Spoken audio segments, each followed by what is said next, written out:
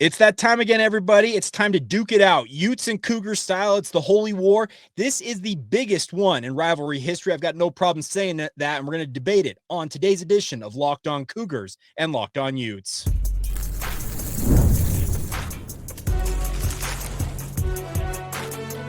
You are Locked On College Crossover, part of the Locked On Podcast Network.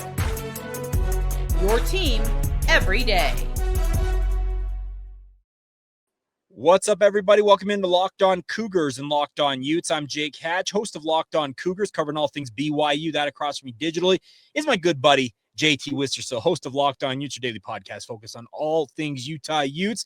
And, of course, we are proud to be part of the Locked On podcast, where, of course, the motto is your team every day. Make sure you subscribe, rate, and review the show wherever you get it. And also, make sure that you give each one of us, your crap on social media. We always appreciate that as well. But, JT, it is that time. The Holy War is here. Saturday night, it all goes down. We have the 23rd ranked Utah Utes as a slight favorite, according to our friends over at FanDuel, over the 15th ranked BYU Cougars. I want to start right now and say, how in the world did you think that we were going to get 40% Utah fans in Lavelle Edwards Stadium? Well, I'm just thinking at the start of this thing, you're like, make sure you guys go into our mentions and give us crap for our takes. I'm like, I really need help with that this week, Jake. I'm adding fuel to the fire here. Let's go. I was totally fired up. It came 18 minutes into the crossover with Drake, and I was just on a tangent. And I was like, I don't know, be 70-30. You know, it's a short drive. And then, I know. Then once I sat down and thought about it after saw the clips, I laughed. I was like, you know, that was ridiculous. That was this is the third show now I've had to walk that one back, and I'm willing to admit when I was wrong. I was really wrong about that one, even though I do think there will be scattered red in the crowd. Okay, there will be red in the crowd. Yeah. But JT, if it's more than 15% of the crowd, that's a big number. I agree. Once you take a step back, once you take a step back from the emotions of the show, you're like, oh yeah, I really did say that, didn't I? Oh, that was see, here's the thing. Like 60-40, that could happen if, like, you know, we played like Texas and Oklahoma, where we played in a neutral site, and they legitimately split it down the middle, and obviously one side gets 50%, the other side gets 50%. That could obviously fluctuate that number. But when BYU sells 44,000+ season tickets, yeah, you're never getting 60-40. Yeah, it's a little problematic. That's why I shouldn't do math. I should leave the math to the people in Vegas, which is why I found it very interesting that Utah is actually favored in this game, Jake, because the last time a top 15 team at home was not favored in their matchup versus a lower ranked team was 2 years ago. So it's been a while since this has been this case. Vegas seems to like the Utes and maybe think the Cougars are a tad overrated. I tend to agree. JT, BYU is 17-2 in their last 19 games going back to last season. I would venture to say the majority, more than half of those games, and we're talking, I will never forget the fact that BYU went to UCF last year. UCF was sub 500 on the season, and BYU was somehow an underdog, according to FanDuel and other sports books out there. So, yeah, they can put Utah in as a favorite, but BYU, this is par for the course. They are totally cool with the disrespect tag. The only thing I'll say on last year, Jake, is you yourself projected BYU at what, 4 wins?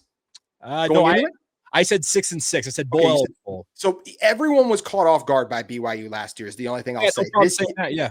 This year, people aren't caught as off guard, and we knew this in the schedule even coming in this year. You said yourself you thought they should be 6-0 going into this game, barring something catastrophic. Yeah, well, that's the thing. BYU's played the soft portion of their schedule. This 6-game stretch they're in, and it started last week against Arizona, because I think the Wildcats have proven to be pretty darn good this season so far. But this 6-game stretch that BYU's in right now, JT, Utah's the second of the 6. This 6-game stretch is going to define BYU season for better or worse, because if they can rise up and play the type of opponents they're going to play in this stretch and win the majority of them, yeah, that team's going to be capable of contending for Big 12 glory. But if they fall flat on their face, yeah, well, the Paper Tiger moniker and what you're talking about with the sports books, thinking they may know something about BYU that we don't know, that also is very, very valid. It is, and everything's up for grabs for Utah here too. If you lose this game and you're Utah, BYU can lose this game and in a way still control their own destiny. It's tough because of what another stratosphere tech looks like right now. Utah, there's no way they lose this game and control their own destiny. You need help then. And that's the thing about this, JT, because BYU, they can lose to Utah and still find their way to Arlington relatively easily. Whereas for Utah, if you lose the tiebreaker to Texas Tech and you have the tiebreaker against BYU, you don't have the tiebreaker against BYU. Yeah, we will. After this weekend, we will. Okay, fair.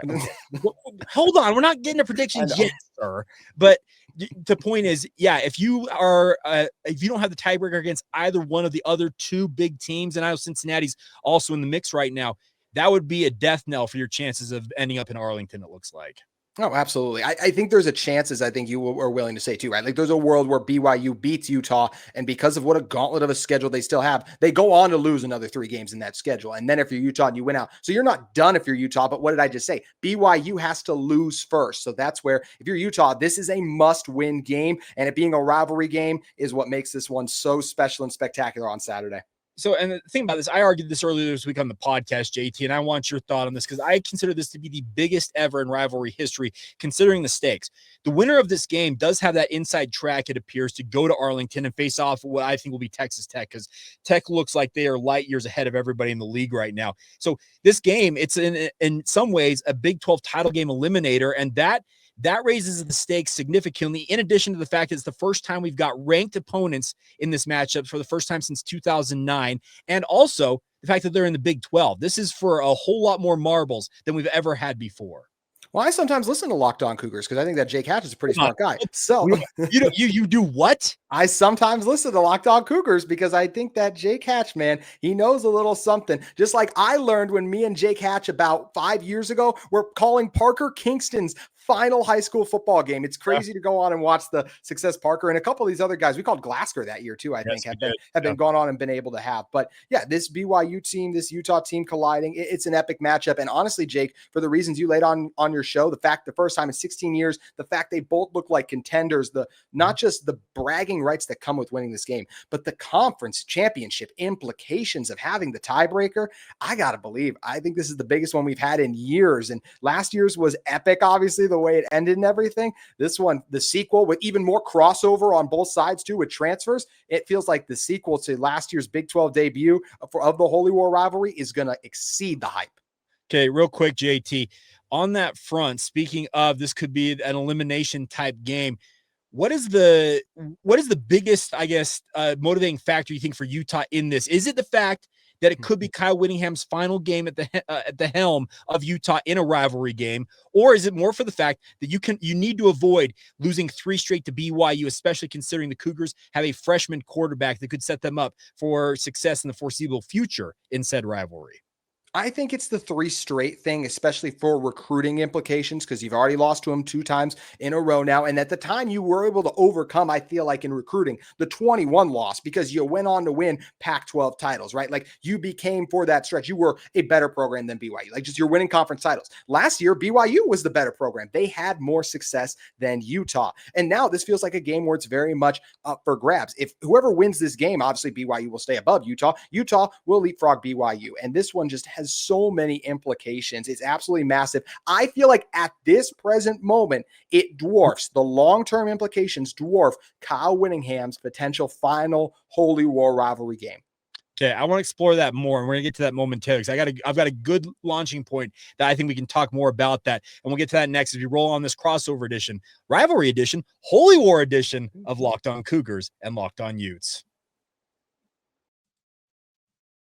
Today's show is brought to you by our friends over at Mazda. Now, Mazda's here for you guys to get you everything that you do the more than simply move. The best part is they deliver confidence with every ride with more IIHS top safety pick awards than anybody else out there on the market as of August 2025. From footwork to breathwork, athletes sweat all the details. They bring that same intention to how they craft every single model. The best part is you make everyday drives feel like anything but, from smooth handling to intuitive controls with every Mazda vehicle. And with all-wheel drive standard and every crossover SUV, you can drive with confidence through almost every season. The best part is we're getting into the winter and late fall months here in Utah, and that is an absolute necessity up this way. So like our players, we sweat every detail because when you make every move count, impossible becomes irrelevant. Mazda, move and be moved. Today's show is also brought to you by our friends over at Peloton. Now, Peloton is shaping the future of fitness with a brand new Peloton Cross-Training Tread Plus. It is powered by Peloton IQ. It is their most advanced equipment yet, designed to give you real-time guidance and endless ways to move, whether you're running, lifting, or cross-training with your favorite instructors. This is training reimagined. It's built for breakthroughs with tools that help you plan, stay motivated, and reach your peak performance along the way. The best part about the Peloton Tread Plus has a swivel screen. It's a game changer. You can go from running on the Tread Plus to strength training off to the side without missing a beat, and you don't have to be craning your neck to find out what exactly is going on. And the personalized class recommendations keep you engaged. You get workouts tailored to your vibe and energy level every single week. So let yourself run, lift, flex, and push forward. Explore the new Peloton cross-training Tread Plus today at onepeloton.com. Thank you once again for making Locked On Cougars and Locked On Utes your first listen of the day. Appreciate all of you for being with us. Of course, it's the Locked On Podcast Network, your team every day. That's JT Wistrcill of Locked On Utes. I'm Jake Hatch, host of Locked On Cougars, covering all things BYU. And JT, there's been a lot of talk about the NIL implications of how recruiting is going between these two longtime rivals, speaking of the Utes and the Cougars. You just talked about the fact you believe that losing 3 straight is a bigger deal for Utah recruiting-wise than it would be for the Kyle Whittingham potentially stepping aside and this being his final rivalry game. Is it because you're worried about more and more money flowing into the coffers of BYU NIL-wise if the lay public out there says, you know what, BYU's light years ahead of Utah right now, and that's what we're going to invest our money in? That's a great point. Jake, let's just be real. BYU clearly has better NIL funds than Utah. Like, that is evident right now. The recruits they are landing. I'd even say some of the players in the transfer portal, right? Like, if you're Utah, you already are losing the NIL battle. Do you want to continue to lose the on-the-field battle? Sure, you barely lost the one last year, but to lose, it doesn't matter how you lose this one. It would be 3 in a row. So now you're even that when you offer like, hey, you have a chance to compete for conference championships. That's what Utah could always offer these guys, right? Over a BYU at a time. Well, that went out the window last year. And if you lose to them again, with BYU, it's likely that I can get a better NIL deal than a Utah can, because we've just seen, as we said, like Utah didn't land anyone close to AJ Dembonsa on the hardwood. And football-wise, BYU's landed some very talented players as well. Ryder Lyons coming in a couple of years, right? That quarterback product. So you're already losing the NIL battle. Now you're going to lose I have a better chance to win if I go over there too. Sure, maybe I could play at Utah sooner, and Utah's development is still fantastic, but what Jay Hill has brought over to BYU, right? Their player development has taken a huge leap forward. So I really think this would be a crushing loss long-term for Utah if they were to lose this. Now, I'm going to quote the immortal Major League. Today we won. If we win tomorrow, that's 2 in a row. If we win after that, it's called a winning streak. Yeah. And that's exactly what BYU's chasing right now. Trust me, we're not that far removed from BYU losing 9 straight to Utah. I don't need to remind any Cougar or Ute fan within the sound of our voices of that very fact. And during that run, JT, what you just said was absolutely the truth. Utah offered far more than what BYU could offer. It was playing in the Pac-12 at the Power 5 level at the time. It was competing for a legit conference championship. There were so many things in favor of Utah in that. And once BYU entered the Big 12, and with the Pac-12 going the way of the earth, it's going to be reimagined, but it disappearing essentially, it has leveled this playing field. And quite honestly, it feels like BYU's got the upper hand. And if they win this game, it only enhances that. It absolutely does. Like we said, they're bringing in better recruiting classes right now, right? Like, they're bringing in more talented transfer players. Like, we've done the whole Keanu Tanavasa thing, but like Keanu Tanavasa choosing BYU like that. When's the last? It's been a little bit since a really good a Utah player, like at his peak prowess, would then go to the Cougars. And Utah's still been able to get some of the John Henry Dailies, the Logan Fanos, but how long does that continue to happen, right? I didn't see, Jay, correct me if I'm wrong, when Carson Ryan went over to BYU too, right? Was there any Cougar players from this last year that came over to Utah? Not this last year. And how about Hunter Clegg too? Hunter Clegg. I was going to say Hunter Clegg just recently flipped. Obviously, he never ultimately enrolled at Utah. He had signed with the Utes before his mission, but then enrolled at BYU post-mission. But to your point, it's absolutely legitimate, because here's the thing. There are going to be people screaming, well, John Henry Daly. Okay, when John Henry Daly left BYU, you had no idea what he was ultimately going to emerge as at Utah. He's become a phenomenal football player. Trust me, you and I called his high school games, and for my money, he's the best defensive end prospect this side of Hunter Clegg that has come out of this state in recent memory.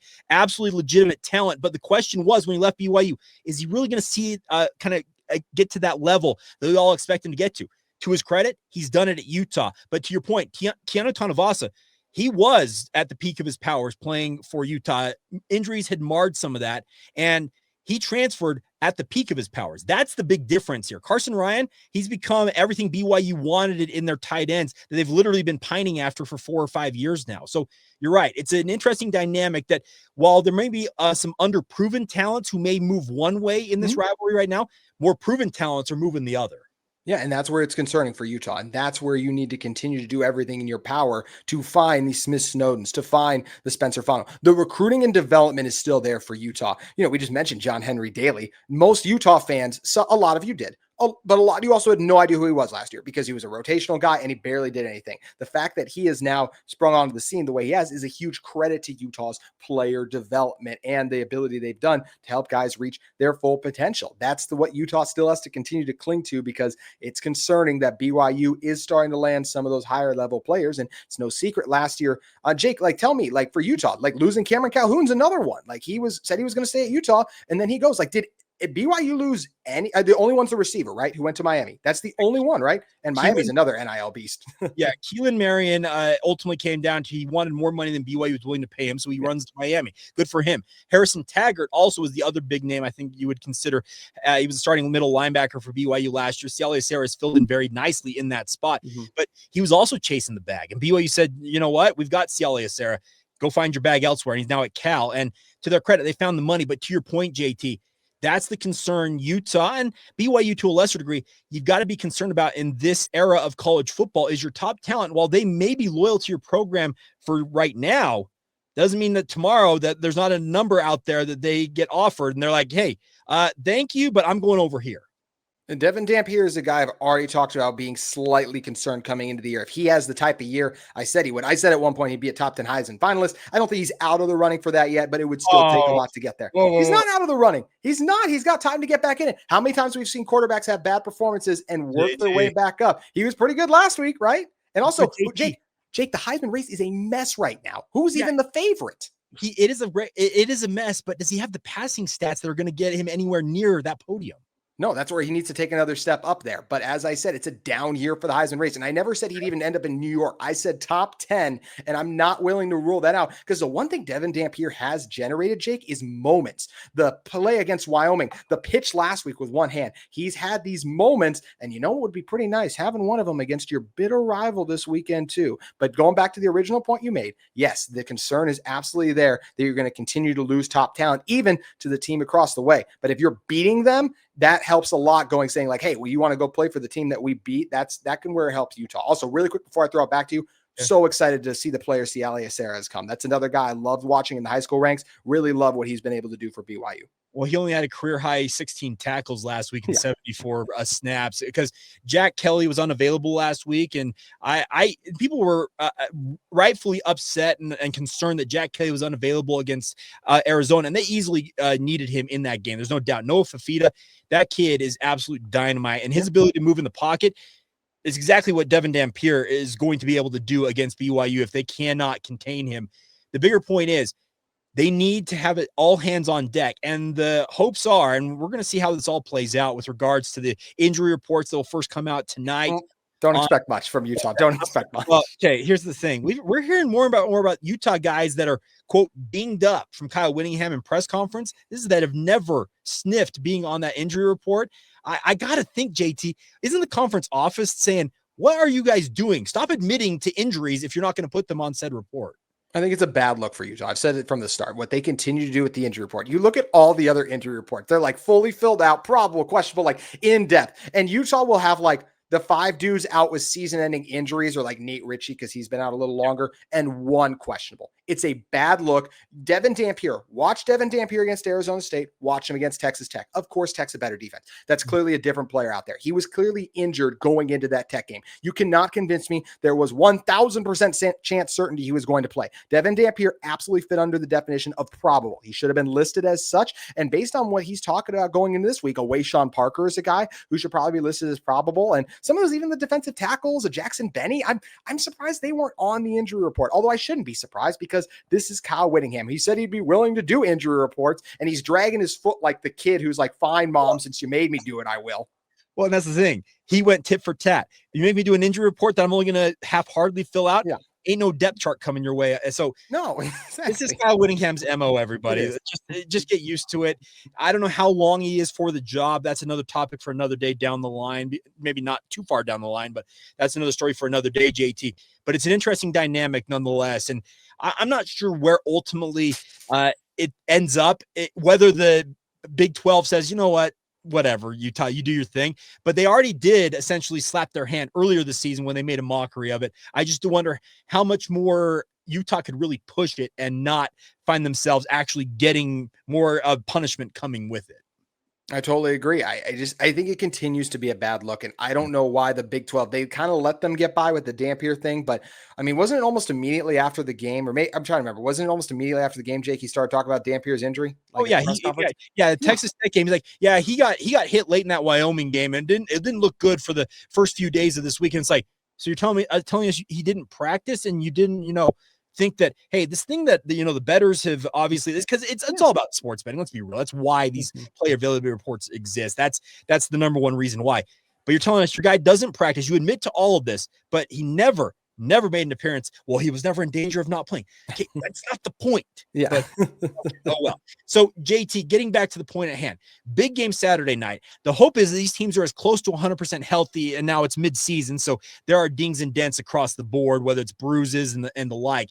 But this is a huge game, big implications for all this. We've discussed all of that, but we got to get down to the nitty gritty. Where do things turn, in our opinion, in this game? And we'll get to that next as you roll on this crossover edition of Locked On Utes and Locked On Cougars.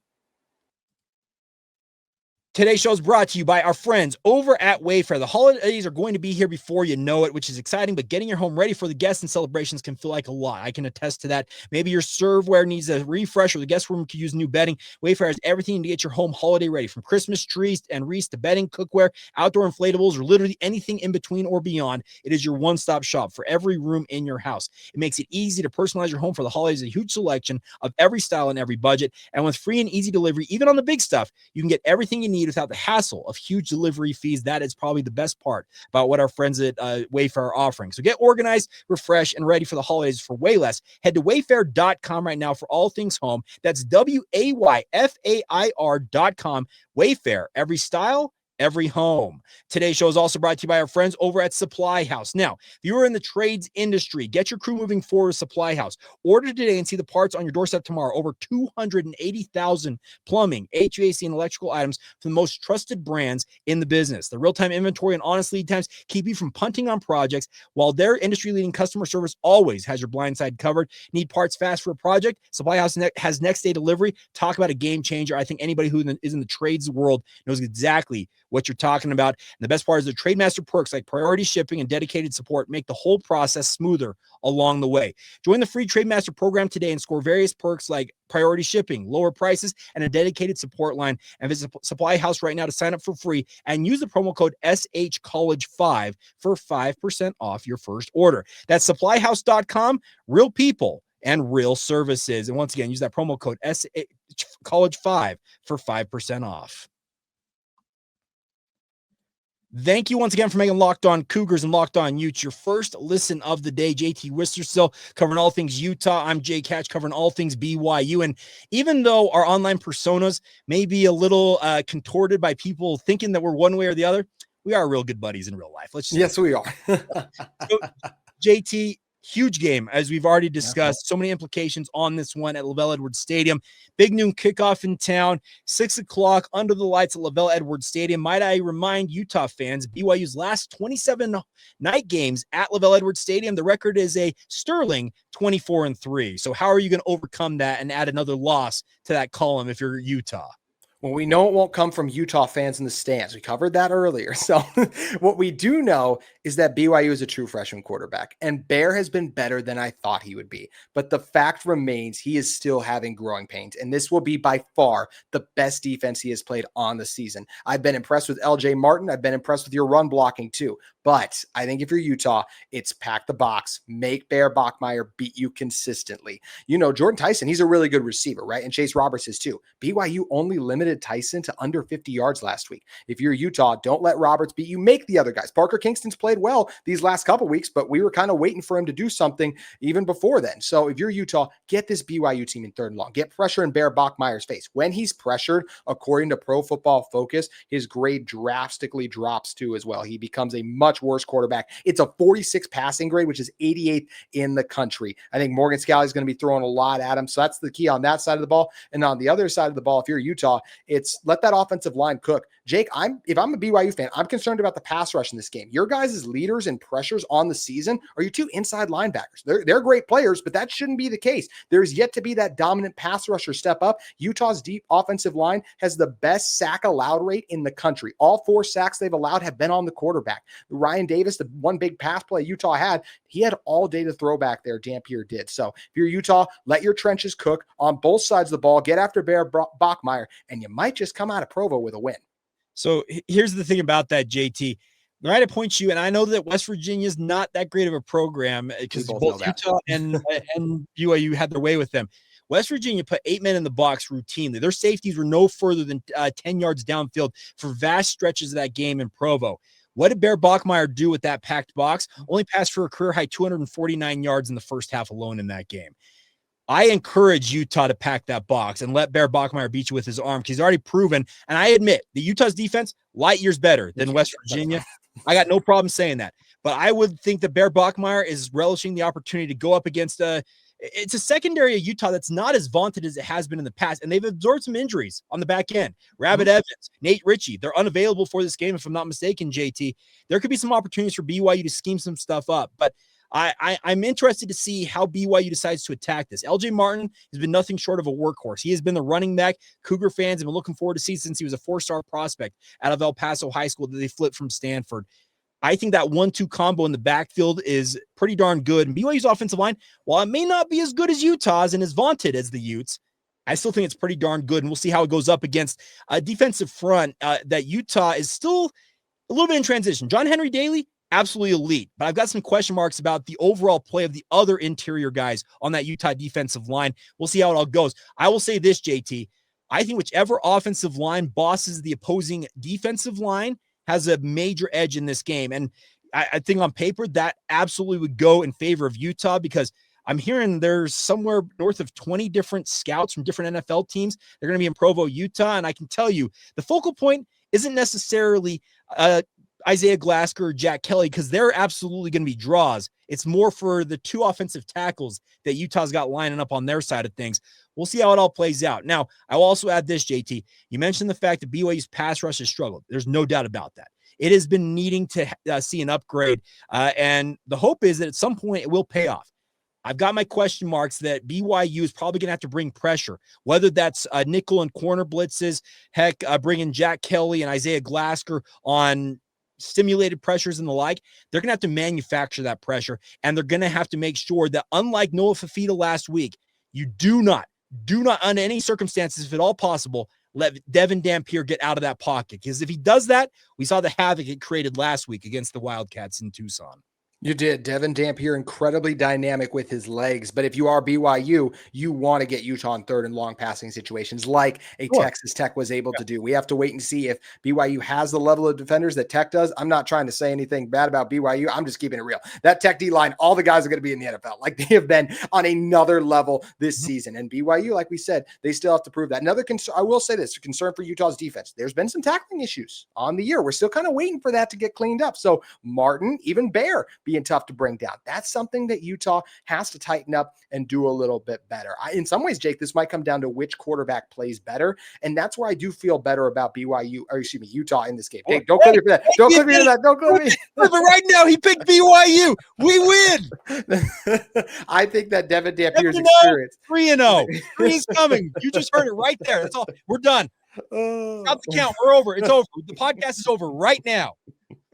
It wouldn't be the first time this week I've been clipped, but I do think that Dampier's experience gives him a leg up in this game. It's a very intriguing Jason Beck going against BYU for the first time in this game, Utah's offensive coordinator. I'm curious to see how he's going to perform in this one. The Keanu Tanuvasa element was discussed so much during the offseason, and I've even seen some or heard BYU fans are a little displeased with how Keanu's performed as of lately, so this is probably a big game for him, right? Yeah, it is a big game for Keanu because he's had 2 games in a row where he's had boneheaded penalties. There was a targeting call that's indefensible on Noah Fafita in the Arizona game, and before that against West Virginia, came in late and hit their quarterback in the back with a late hit. Those are plays. If you're a team captain like he is, you can't have that stuff, and he needs to clean it up. And you can guarantee these guys at Utah know him as well as anybody. They'll be trying to bait him as much as possible in this game. I will say this before we go. the biggest variable in this game, because these two staffs and these two programs know each other so well, JT, the one variable in this, even though he's a former BYU Cougar, it is Jason Beck. Jaw Beck himself, as many Cougar fans know him. The fact that he is the one person who's been working outside of the market for quite some time, developing his craft and the like, that adds an element to it that I'm very interested to see how it all plays out. But we got to go quickly here. So give me your prediction and I'll give mine as we close out this show. I think it's a great game. I think Fox made a great choice picking it as big noon kickoff. I think it lives up to the hype back and forth. I don't think either team's getting over 30, but I do think Devon Dampier, the Utah offensive line, and a couple turnovers from Bear Bachmeier are the difference. I'll take the Utah Utes to finally beat BYU once again, 27-20. Okay, so you think it's a 7-point spread. I do not think it's more than a one possession game. I got zero doubt about that. The history of this rivalry suggests that alone. BYU finds a way somehow, some way. And yes, I know that Colorado and I know that what they did against Arizona have left some Cougar fans thinking, are they really as good as they think they are? The one thing BYU has proven over the last season and a half, JT, they find ways to win football games. And it may not be pretty. It can be downright ugly at times. Give me the Cougars 24, Utes 23. That's all that matters, getting a W on the scoreboard. 1000%. It should be a great game either way, a great opportunity to spotlight the talent in the state of Utah, because both these rosters absolutely loaded with that. And I can't wait to get this one kicked off, Jake. Going to be a blast. All right, JT, where can Cougar fans, if they haven't found you already on social media? They really need help with that. At JT Wistrcill, come throw it my way at Locked On Utes. You guys can subscribe as well. We got some hate watchers all the time, as I'm sure you do occasionally too, Jake. Always some fun banter on our Big 12 squad shows too. No doubt. You can find me at Jacob C. Hatch on X or Twitter. And if you want to follow all things BYU Locked On Cougars, wherever you get your podcasts, also available on YouTube. And it is also on social media, Facebook, Instagram, and Twitter under the same handle, Locked On Cougars. For JT, I'm Jake. Enjoy the game, everybody. It is rivalry week, and it is a ton of fun. And be back with us every single day as every day is right here on the Locked On Podcast Network.